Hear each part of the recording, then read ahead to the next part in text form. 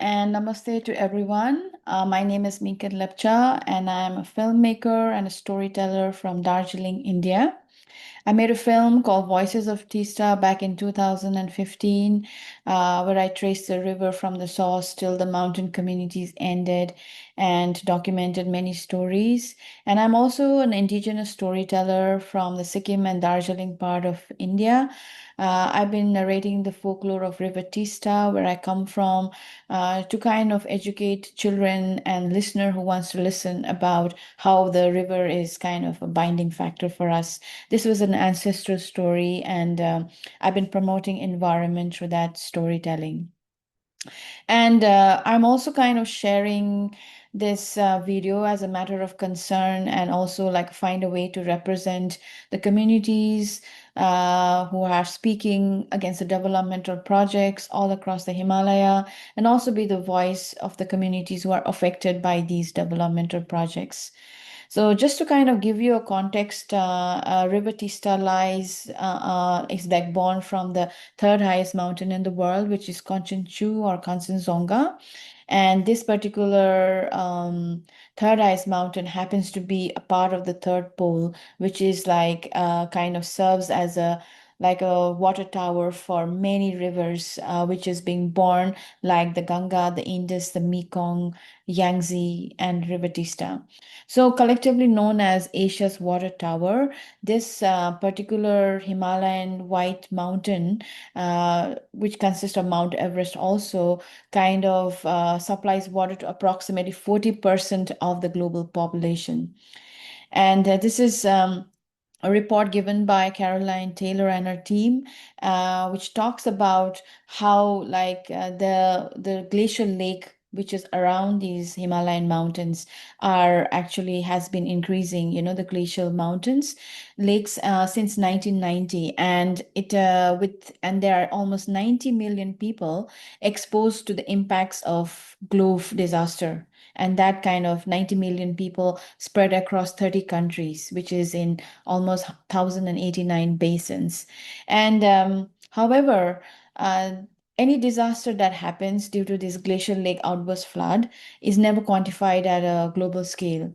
And more so because 62% of the globally exposed population are located in the Himalayan mountain Asia, and they are exposed to such disasters.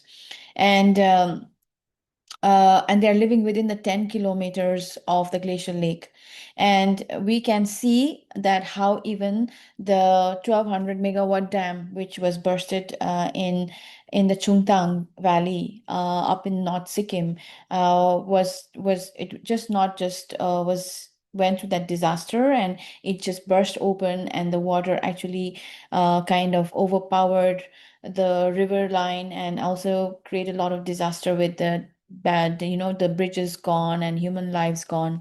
And but what Taylor states that is like most of these Himalayan mountain Asia are also prone to a very high level of corruption and social vulnerability and lowest level of human development.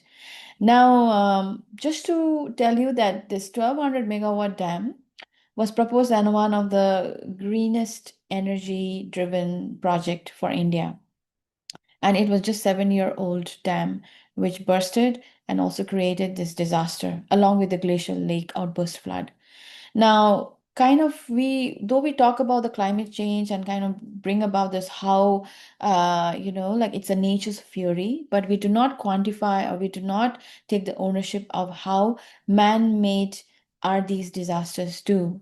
And and also like the whole greenwashing of this 1200 megawatt dam is not was just not disastrous, but also like they're building the dam again, which is double the height. It was 60 meters when I was shooting the film. In the film, you can see that dam, and now it has become 118. They are proposing 118.65 meters tall, and in spite of affected citizens of Tista and many people from the region voicing about these disasters and like not to build any more dams, the government and the state has gone ahead.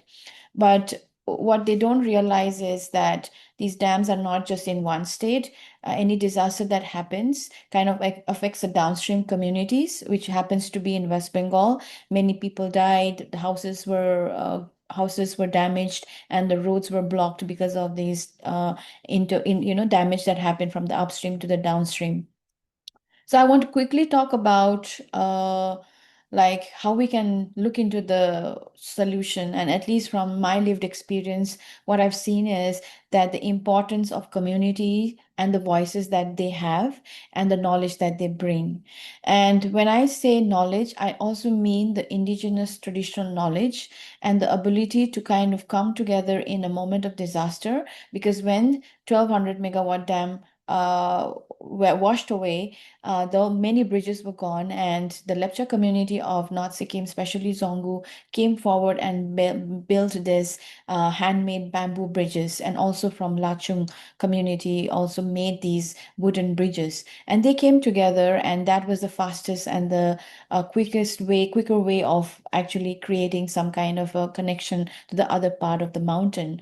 And when I say to kind of acknowledge this knowledge, also means to find a way to make sure that these knowledge is passed down to the younger generation, because these knowledges do not have intervention from the politics or from the government, but they are in the community itself, and they can actually come together and build a stronger community to mitigate these disasters. And the second part of it is also like we have to build cooperation between the neighboring villages rather than looking at two different states, because when the neighboring villages comes together, then they can help each other faster, especially when like flood like or landslide comes which because it has been proposed that these glacial lakes are going to increase, and there are going to be more floods like that. And we have to kind of build communities either through social media group, or they can make it themselves through social media group for early warning system, like early, warning system, where if there's a flood on the upstream, they can actually connect to the people downstream and kind of inform them so that there's less, they can at least flee away from those riverbanks if they are there. And the third part of it is also kind of educate the communities of how to mitigate these disasters by having emergency kit like torchlights, like emergency medicines, food, and any kind of way to kind of survive when they are like moving away from these places, because these emergency kit is something which kind of come handy rather than waiting for the government to give them. Make it with whatever they have, and also teach the younger ones or teach people in the community to make shift how to make have a makeshift home or a tent, and identify people within the community who can help them, like people who actually helped in Zongu for making that handmade bamboo bridge was actually have very few people who has that skill and needs a courage, and they were identified readily. So if we have somebody within the community who can actually help doing anything, who has a certain expertise, identify and have emergency phone numbers alongside, and these are very important, I think, doable action oriented solutions that we have, rather than blaming each other and blaming the government, because the communities can be strong, but there are many factors to divide them. And one of the main reasons why I talk about why are we kind of focusing on the community is because it's an individual cannot solve these kind of disasters. It needs communities. And when the communities come together, they are self-reliant and leading to a self-determination. I also say this because this climate change and the disasters that is mitigated is like a global phenomena. Right here in Canada, there's a lot of like forest fires, and many indigenous communities are being evacuated from their home region and kind of moving to another provinces. And with this, what I've seen is when communities come together, I think that's when we have less disaster, or less we less energy wasted on blaming. And also, I feel like it is time for us to be good ancestors and to be remembered for the decisions we made by not getting allured by what the politics has to say, what the government has to say, by not selling the land. Because it's important to leave behind something. And when I say something, it doesn't mean building or car, but a land and the water for the future generation to survive, so that they can pass it on to their future generation. And let us be remembered for the decisions that we have made. And at the end of the day, we should be able to celebrate the community as the change maker, and not just individual or political parties or government, but community, small communities along the river belt. And just to kind of also add one more point to the looking towards a solution, avoid making houses near the riverbank, because the waters are unpredictable. With the glacial lakes that is melting, we have to make sure that we do not build houses.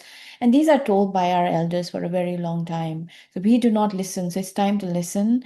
And the second part of it is avoid making cemented embankments along the riverside, because it will create more unpredictable disasters. And with the force of the water that's going to come from upstream, the kind of force that the water will have will damage the mountains further. So it's very important to avoid cement embankments along the river.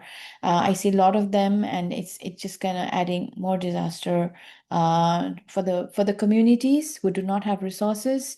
And remember, whenever these disasters happen, it are mostly the communities who do not have resources are affected by it, and not people who have resources. So let us remember them and be mindful, and work to a solution. Thank you so much.